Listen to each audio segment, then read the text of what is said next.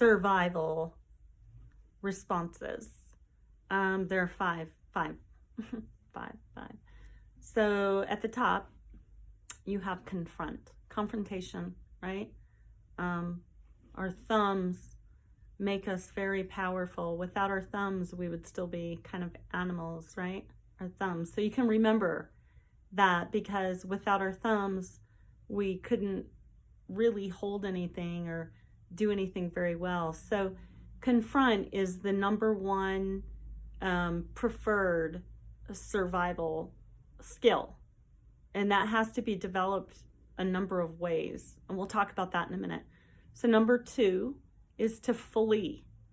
So it's not the most preferred one, but sometimes it's the only one that works, and it's the necessary one.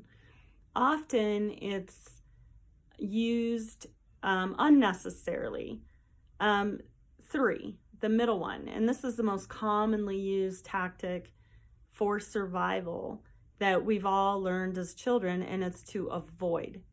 And avoid is the most oftenly used one, and it's also the most the easiest one. So it's the easiest. Okay, easy isn't better. Easy isn't in balance with love necessarily, or what's right, or morals, right? Neglect, same thing. Neglect is like a lower version of avoid.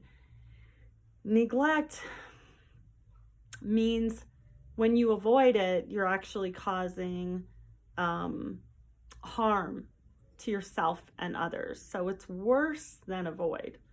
So avoid, maybe not so much harm, or maybe it's only causing harm to you, not the other person. Neglect can be causing harm to others and yourself and the other person, okay, or persons or group.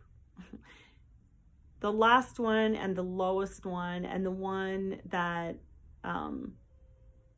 is also easy and can be a trap, and a lot of people who have strong amounts of fear in them will choose to succumb.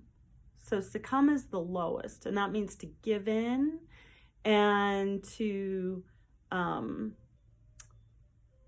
allow yourself to be taken in that direction, or for something to happen to you. So going back to the top one, so we'll talk about that confront for a moment. Confronting something when you have fear can be a big step for growth. The trouble with confrontation, if there's a lot of anger, is that the projected anger harms the other group or persons, right? So some form of confrontation with strength is required not to project that anger. So let's say, you're one country against another, and you've put it off for too long, and now it's time for a war because it was never confronted. So the issues were never confronted. The country's being pushed into a corner. Now the people are starving. Taxes are too high. Think of Germany in World War I. So they suffered through World War I and still didn't make those changes. They still had these kind of leaders that were causing problems. So as the other issues, were being used, the confrontations were never actually being handled. So by the time they're pushed into this corner, now they have an angry leader who's projecting all this anger out and, hell-bent on revenge almost, right? Okay, so now so what you want to do in your personal life is you want to confront things sooner rather than later. And you want to work with those confrontations to grow. So they look like communication and truth. Those are really hard. So let's say you're in a workplace and you're getting paid less, but you actually do more work than the person who sits next to you. and you know they get paid more because they've told you they get paid more, and you're pretty sure it's true because you've even seen their paycheck. And they've worked there for less time, and they don't have any better degrees or any better anything. And actually, you've worked there longer even. Okay, so now you're afraid to confront. You don't want to go to the boss. So you avoid, or you neglect, or you succumb, right? So basically, there are levels of what's going on. So at first, it's kind of avoidance, like, I don't want to know this. I'm not going to, whatever. And then neglect. Now it's starting, like you're starting to be treated poorly around the office even, right? Because you haven't stepped up and asked to be treated for the actual value that you have, okay? So, and then succumb is even, oh wow, now somebody else is even going to take your place because you're just succumbing and your value is so low that you're just going to maybe not even go to work because you feel so bad about yourself, right? So confront has the best chance of working itself out if it's handled right at the beginning, because your self-value is still in place. You haven't allowed yourself to lower and lower and allow yourself to be abused more and more, which diminishes your self-worth more and more. So if you confront something early on, you go, hey boss, can I talk to you for a minute? How about at 2 o'clock today, the boss says, and you're like, okay, and you're scared to death. You face the risk of the boss saying no. The boss saying, how do you know that they get paid more? And then you have to disclose something that makes you feel like you're betraying that person, right? Then there's also another risk. The boss might be like, you're a real asshole and don't come back tomorrow, right? Get your things and get out. You have so many fears that are keeping you from that confrontation. And let's say it's even worse. You've got 2 kids to feed and a wife. And if you confront the boss, you might lose your job. And then you're putting all of them at risk. And then you're kind of trying to balance this. So you're like, where am I doing more harm by risking this than taking that step, right? So you get into these tricky things where we call them catch-22s, kind of like you come around this way, you come around that way, and there's no good solution. And confronting it, there may be a solution, but it feels like a very small chance to you. So confront still needs to happen. And and it might very well mean, now they don't like you. Now they're treating you worse in the workplace. And all of this actually is indicative of your own self-value anyway. So what you've been kind of asking for to begin with. I mean, why is that person right next to you making this better wage than you? If your self-value is actually in order, that wouldn't even happen. Or is that person doing something to get that, right? Is it, are they having sex with the boss? Are they pandering the boss in some way that you're not, right? The Me Too movement speaks of this, where it's like all these women came out going, oh my God, I've been had. And yet they kind of walked right into it, right? Because they didn't want to confront those things. They didn't want to go, wait a minute, are you telling me if I'm an actress and I suck your cock that I'll still get paid, less than that other actress who's not even as good as me? I mean, if you actually had those conversations and walked out, your self-worth would go up. The universe would hear it and bring you better options. But when you don't confront, the universe hears kind of almost like she likes it. She likes the abuse. She likes being treated this way. It attracts like universal consequences in itself, right?